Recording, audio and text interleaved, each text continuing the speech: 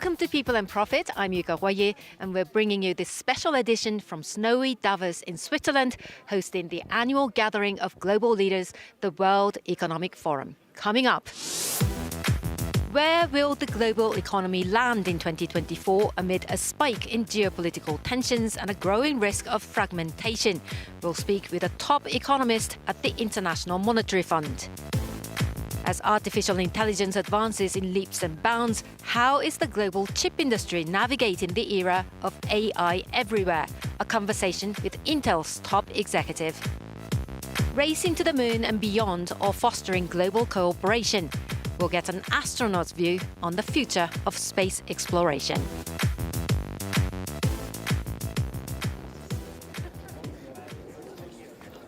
Inflation may be easing, but the global economy seems yet to come out of the woods now. To get a better sense of where the world economy is headed, I'm joined here by Gita Gopinath, the first Deputy Managing Director of the International Monetary Fund.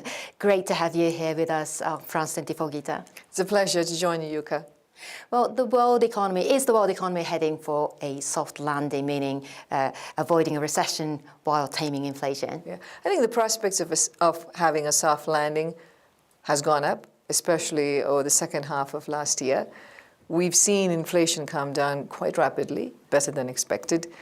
At the same time, the global economy has been more resilient than expected. So that is the combination that, if it holds up, will be a soft landing. Given what we're seeing in terms of the data, we think that is quite likely. But of course, we're not completely out of the woods, because while inflation has come down quite a lot, the job is not done. Central bankers have to remain vigilant, move cautiously. And it's also very important to keep in mind that there are conflicts erupting in different regions of the world which have implications for the global economy. Exactly, with the recent rise in a spike in geopolitical tensions and, as you mentioned, with interest rates remaining high, how precarious then is the current situation? Firstly, I think we should recognize the positive that despite the very big increase in interest rates that we saw that central banks had to do to bring inflation down, the world economy has held up quite well. I mean, an economy like the US is doing very strongly. The euro area, you've certainly seen more of a slowdown. But the risks that exist are, for instance, if the conflict in the Middle East escalates and becomes a much bigger regional conflict, and by that leads to much higher increases in shipping costs, increase in the price of oil, that would be a big risk for the global economy if that were to happen. We're not there, certainly not there yet. Shipping costs have gone up, but it's nothing like the pandemic level increase in those costs. So at this point, it is contained. Geopolitical tensions, this is a big year of elections. That produces uncertainty of its own kind. And we've, of course, seen tensions grow between the two largest economies of the world, the US and China. There's also been progress, though. I think there's more of a conversation happening between the countries, so there's a hopeful sign there. But I think geopolitical tensions, climate events, conflicts are some of the risks we are paying close attention to. Of course, you mentioned that shipping costs have increased, not a massive disruption to trade yet from the regional tensions in the Middle East, but it comes at a time when protectionist measures and other trade tensions have already increased risks of fragmentation and deglobalization. What do you see the way forward? The last few years have not been good for global engagement in terms of restrictions on trade. So for instance, if you look at 2022, there were 3,000 new trade restrictions imposed. That number in 2019 was around 1,000. 2023, again, we've seen, I believe we have approximately 3,000 new restrictions. So the threat of geoeconomic fragmentation is now, I would say, increasingly a reality.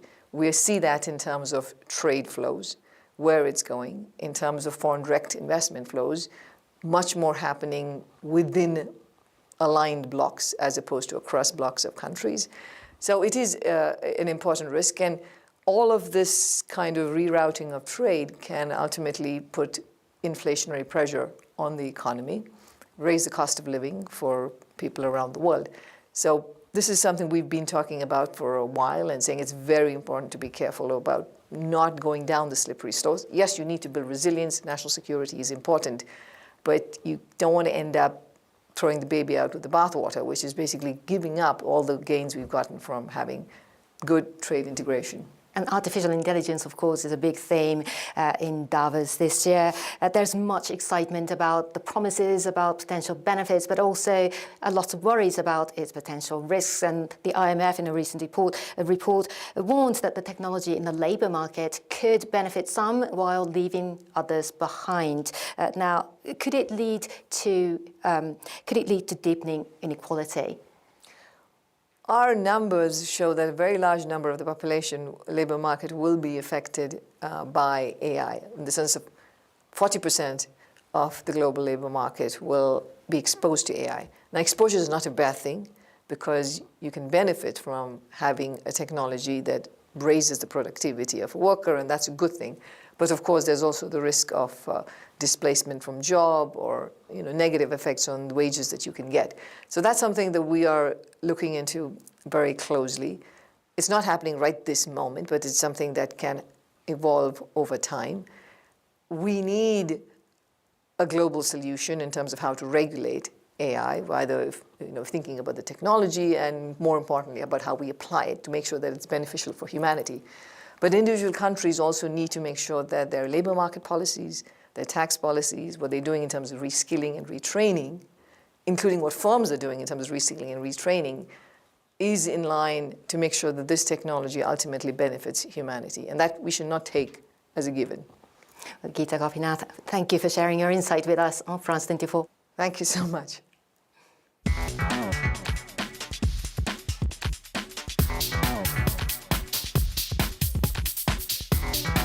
Rapid advances in generative AI mean a huge increase in demand for advanced microchips.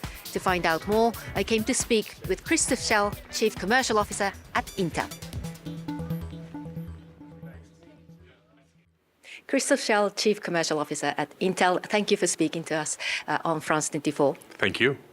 Well, artificial intelligence is really at the heart of your business strategy right now. You're seeing a seismic shift from an oil-driven economy of the past decades to a silicon-driven economy. Could you tell us more about what that entails?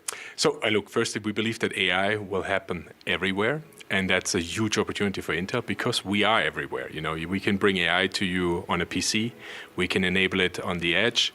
We can do it in data centers, and we can do it in the cloud. So AI everywhere is how we call it. And we actually launched our first products just before the holiday break last year. We launched Intel Core Ultra. It's a 4-nanometer chip that goes into computers.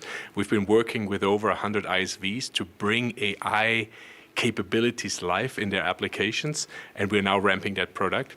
I emphasize the PC because I believe that's where, for a lot of people, AI will become real. I think large language models and training in the cloud, that's huge, a huge opportunity.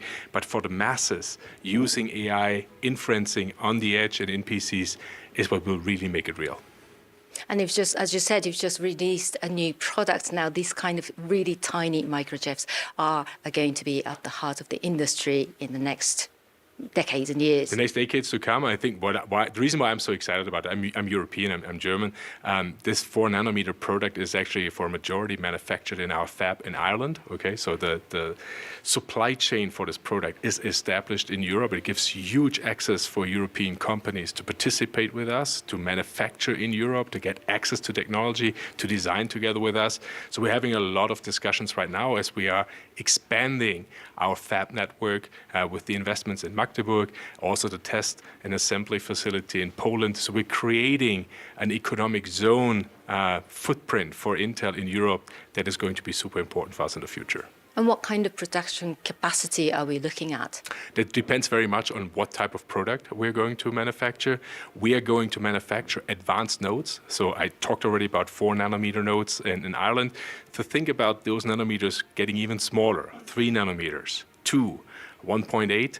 And so, depending then on what industries we're serving, whether we serve a automotive industry or the healthcare industry, that has a different impact on volume that we manufacture. But it's going to be sizable. And we believe that, with the investments that we are making in Europe, the investments that we're also making in the US, that we will give the Western world access to semis that they never had, because exactly what you said, we believe that in the next 50 years, a lot of geopolitical decisions will be made on who will have access to semis, and we want Europe and the US to be empowered. Now, supply disruptions in the wake of the pandemic served as a wake-up call, exposing how vulnerable the microchip industry was to Correct. global disruptions and unexpected outcomes. What lessons have you learned? I think it's a very basic lesson that if you consolidate all your manufacturing in one geographical location, you're exposed. You're exposed because you have no choice. You're exposed because you have no alternatives. And we have actually learned how important semis are. They power everything. And we had, in some industries, products couldn't be shipped. They couldn't be finalized because of components that are costing us cents. They were not available and we couldn't finalize the product. And so a lot of our customers have understood that democratizing supply chains, giving choice to manufacture across the globe in different hubs is super important. So the investment that we are making in Magdeburg, in Poland, is also supposed to give that choice to our customers. It's also giving an opportunity for our suppliers to also distribute their setups and to democratize supply chains. Christoph Schelf from Intel, thank you so much. Thank you very much.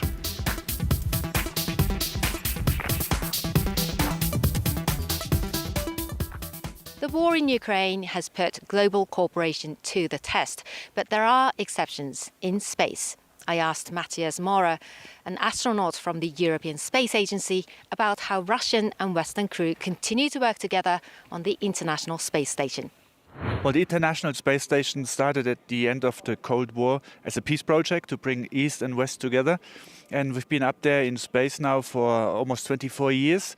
And this project can only work if we fully trust into each other.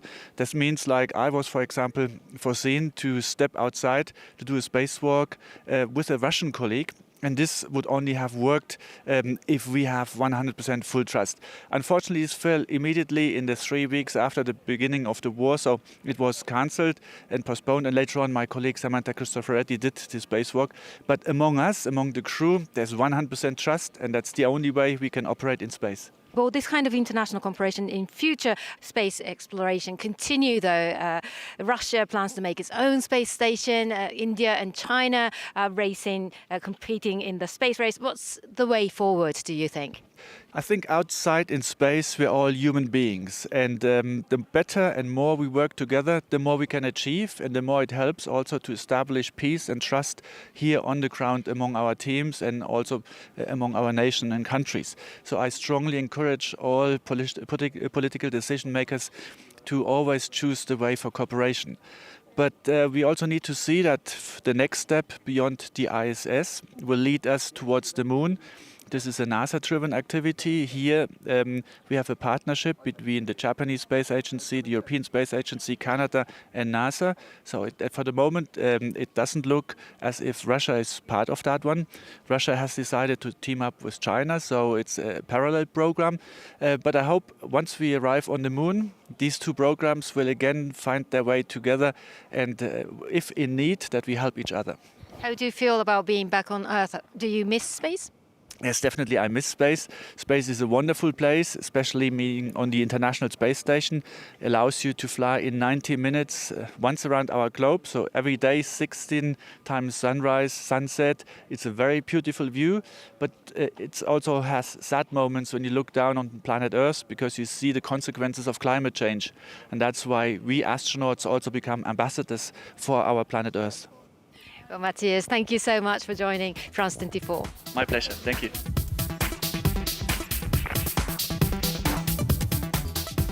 That's all for this special episode of People and Profit from snowy Davos. Don't forget, you can catch up with this and all our previous episodes on our website or listen to them wherever you get your podcasts. If you have any questions or comments, you can also reach out to us on social media. Thanks for watching. See you next time.